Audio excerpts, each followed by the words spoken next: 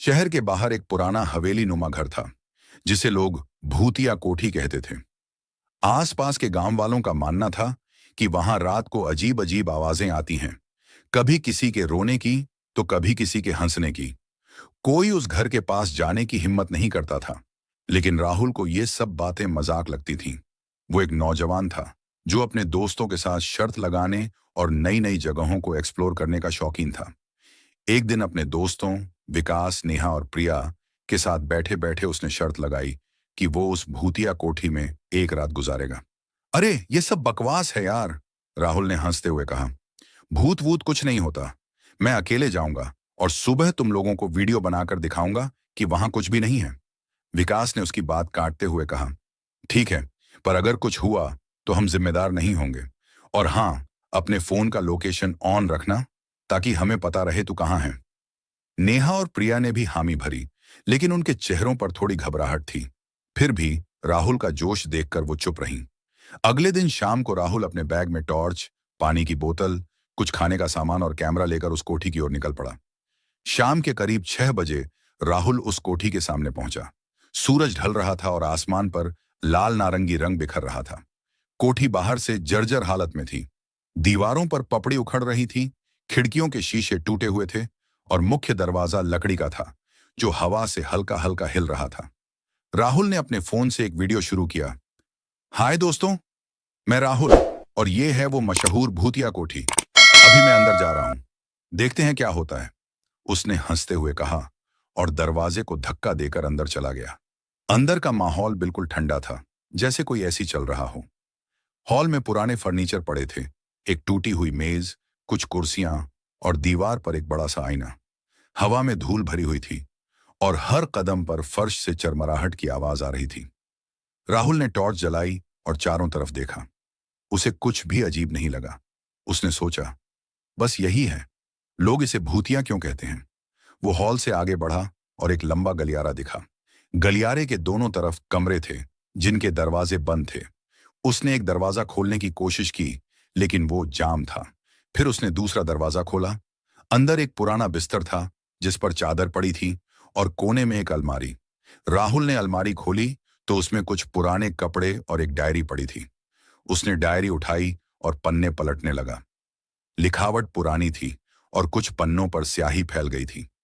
एक पन्ने पर लिखा था, वो हर रात आता है, मैं उसे रोक नहीं सकती, उसकी आंखें, वो आंखें मुझे सोने नहीं देती। राहुल हंसा। लगता है कोई ड्रामा क्वीन रहती थी यहां। उसने डायरी बैग में डाल ली और आगे बढ़ा। रात के 9 बज चुके थे। राहुल ने हॉल में अपना कैंप लगाया। उसने एक मैट बिछाई, खाने का सामान निकाला और अपने दोस्तों को मैसेज किया, सब ठीक है, अभी तक कोई भूत नहीं मिला। फिर उसने कैमरा ऑन किया और रिकॉर्डिंग शुरू की। दोस्तों, रात के 9 बज गए हैं। मैं अभी हॉल में हूं। बाहर हवा तेज चल रही है और थोड़ी ठंड बढ़ गई है, लेकिन सब नॉर्मल है। अब मैं थोड़ा खाना खाऊंगा और फिर सोने की कोशिश करूंगा। खाना खाते वक्त उसे लगा कि कहीं से हल्की सी खटखट की आवाज आई। उसने कान लगाए, लेकिन कुछ नहीं सुनाई दिया। शायद हवा से कुछ गिरा होगा, उसने खुद को समझाया। खाना खत्म करके वो मैट पर लेट गया। टॉर्च बंद कर दी, लेकिन फोन की लाइट ऑन रखी। करीब 10 मिनट बाद उसे फिर से वही खटखट की आवाज सुनाई दी। इस बार वो साफ थी, जैसे कोई लकड़ी पर हथौड़ा मार रहा हो। राहुल उठकर बैठ गया। उसने टॉर्च जलाई और चारों तरफ देखा। कुछ नहीं दिखा। फिर अचानक एक जोरदार आवाज आई, धड़ाम, जैसे कोई भारी चीज ऊपर की मंजिल से गिरी हो। राहुल का दिल जोर जोर से धड़कने लगा। उसने फोन उठाया और दोस्तों को मैसेज टाइप किया, कोई अजीब आवाजें आ रही हैं, चेक करने जा रहा हूं। वो हॉल से बाहर निकला और सीढ़ियों की तरफ बढ़ा। सीढ़ियां पुरानी थीं और हर कदम पर चरमराहट हो रही थी। ऊपर पहुंचते ही उसे एक बड़ा सा कमरा दिखा। कमरे में एक पुराना पियानो था, जिसका ढक्कन खुला हुआ था। राहुल ने सोचा, शायद ये गिरा हो। उसने पियानो के पास जाकर देखा, लेकिन कुछ भी गड़बड़ नहीं था। तभी उसे लगा कि कोई उसके पीछे खड़ा है। उसने पीछे मुड़कर देखा, कोई नहीं था। राहुल, शांत रह, उसने खुद से कहा, लेकिन उसकी सांसें तेज हो रही थीं। वो वापस नीचे जाने लगा। तभी उसे गलियारे से एक और आवाज सुनाई दी, इस बार किसी के हंसने की। वो रुक गया। आवाज हल्की थी, लेकिन साफ थी। उसने टॉर्च की रोशनी गलियारे की तरफ की। दूर कोने में उसे एक साया सा दिखा जो पलक झपकते गायब हो गया। राहुल अब घबरा रहा था। उसने सोचा कि शायद उसकी आंखों का धोखा हो। वो वापस हॉल में आया और अपने बैग के पास बैठ गया। उसने फोन चेक किया, कोई नेटवर्क नहीं था। ये क्या बला है, अभी तो मैसेज गया था, उसने परेशान होकर कहा। तभी उसे याद आया कि उसने डायरी बैग में रखी थी। उसने डायरी निकाली और फिर से पढ़ने लगा। एक पन्ने पर लिखा था, वो मुझे देखता है हर रात। वो चाहता है कि मैं उसके साथ रहूं, लेकिन मैं नहीं मानूंगी। आज मैंने उसका चेहरा देख लिया। वो इंसान नहीं है। राहुल की रीढ़ में सिहरन दौड़ गई। उसने डायरी बंद की और बैग में डाल दी। तभी उसे फिर से वहीं हंसने की आवाज सुनाई दी, इस बार पास से। उसने टॉर्च उठाई और हॉल के कोने की तरफ रोशनी मारी। वहां एक पुराना आईना था जिसमें उसका चेहरा दिख रहा था। लेकिन एक पल के लिए उसे लगा कि आईने में उसकी परछाई के पीछे कोई और खड़ा है, एक लंबा काला साया। उसने पलक झपकाई और साया गायब हो गया। रात के 1 बज चुके थे। राहुल अब सोने की हालत में नहीं था। उसने सोचा, सुबह तक बस किसी तरह रुकना है। लेकिन तभी ऊपर से फिर से धड़ाम की आवाज आई। इस बार वो चुप नहीं रहा। उसने कैमरा ऑन किया और बोला, दोस्तों, कुछ तो गड़बड़ है। मैं ऊपर जा रहा हूं। अगर ये वीडियो आपको मिले तो समझना कि मैं मुसीबत में हूं। वो सीढ़ियां चढ़ने लगा। हर कदम के साथ उसका दिल जोर जोर से धड़क रहा था। ऊपर पहुंचते ही उसे पियानो के पास कुछ दिखा, एक काला साया जो धीरे धीरे उसकी तरफ बढ़ रहा था। राहुल चिल्लाया, कौन है वहां? लेकिन जवाब में सिर्फ हंसी की आवाज आई। साया करीब आया और राहुल को उसकी आंखें दिखीं, लाल चमकती हुई आंखें। राहुल की चीख उस खाली कोठी में गूंज उठी। लाल चमकती आंखों वाला साया उसके सामने था। उसका दिल इतनी जोर से धड़क रहा था कि उसे अपनी सांसों की आवाज भी सुनाई दे रही थी। कैमरा अभी भी उसके हाथ में था और वो रिकॉर्डिंग कर रहा था। उसने हिम्मत जुटाई और चिल्लाया, कौन हो तुम? क्या चाहते हो? लेकिन जवाब में सिर्फ वही भयानक हंसी आई जो अब और तेज हो गई थी। साया धीरे धीरे उसकी तरफ बढ़ रहा था। राहुल ने पीछे हटने की कोशिश की, लेकिन उसका पैर सीढ़ियों के किनारे से टकराया और वो नीचे की ओर लुढ़क गया। धड़ाम! वो हॉल के फर्श पर जा गिरा। टॉर्च उसके हाथ से छूटकर दूर जा गिरी और कैमरा भी पास में पड़ा था, अभी भी ऑन। राहुल ने कराहते हुए खुद को संभाला। उसकी टांग में चोट लगी थी और सिर से खून बह रहा था। उसने ऊपर की तरफ देखा। साया अब सीढ़ियों के ऊपर खड़ा था, उसे घूर रहा था। उसकी लाल आंखें अंधेरे में चमक रही थीं। राहुल ने जल्दी से कैमरा उठाया और बोला, दोस्तों, ये मजाक नहीं है, कुछ है यहां, मुझे मदद चाहिए। राहुल ने अपने फोन की जेब में हाथ डाला, लेकिन वो गायब था। उसने चारों तरफ देखा।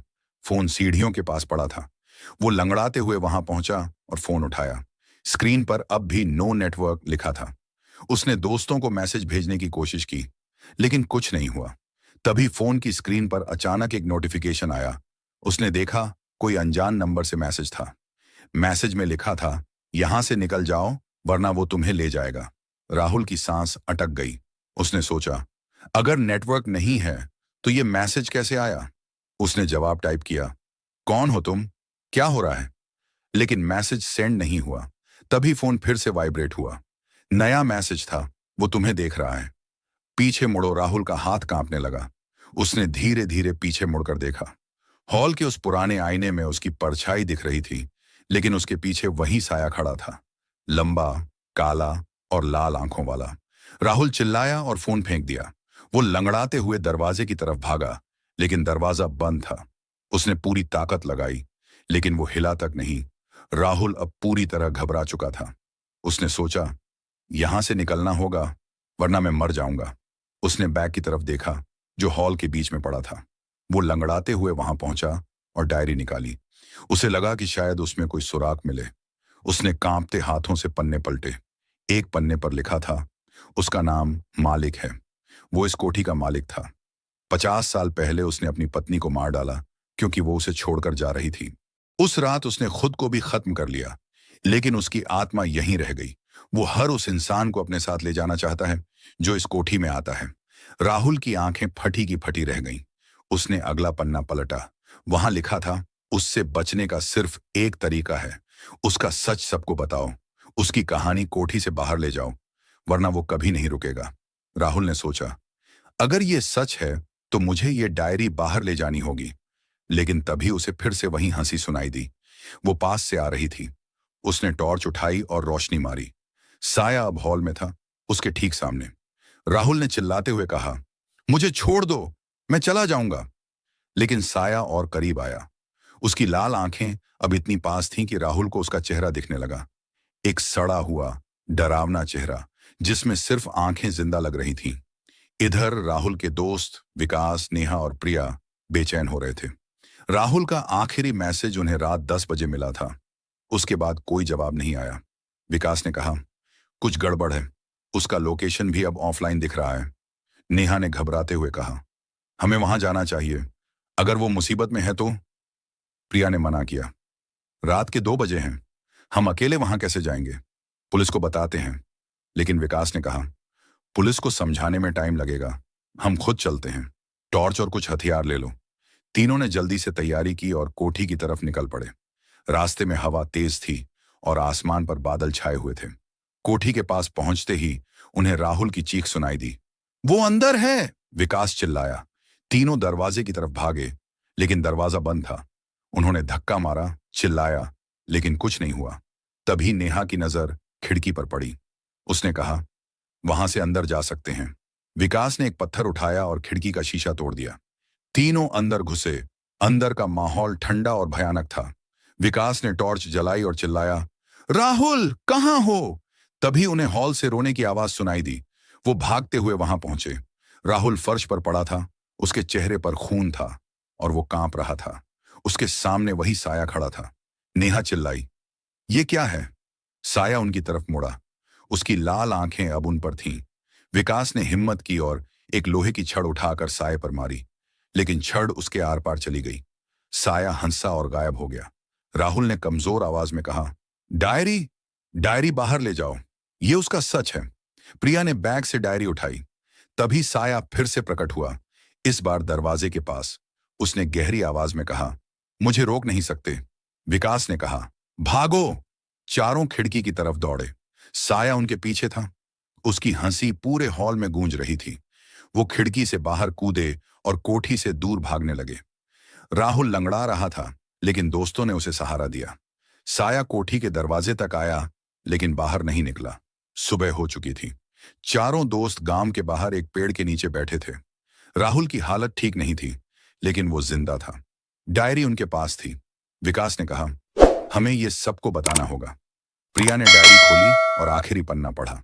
वहां लिखा था, अगर तुम ये पढ़ रहे हो तो तुमने उसे हरा दिया, लेकिन वो हमेशा कोठी में रहेगा, नए शिकार का इंतजार करते हुए। चारों चुप थे। राहुल ने कहा, मैं कभी शर्त नहीं लगाऊंगा। तभी हवा में हल्की सी हंसी की आवाज आई। उन्होंने पीछे मुड़कर देखा। कोठी दूर से शांत दिख रही थी, लेकिन उसकी खिड़कियों में एक लाल चमक थी।